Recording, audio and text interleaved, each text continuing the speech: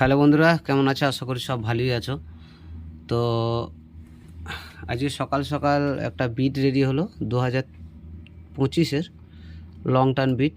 তো এইটা হচ্ছে সামনে যেটা রয়েছে, এটা হচ্ছে 2023-এর, এটা হচ্ছে 24-এর এবং এইটা হচ্ছে 25-এর।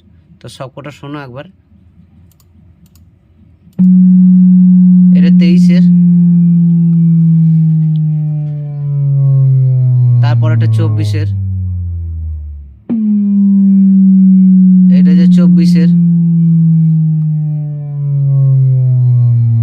আর এটা 25-এর।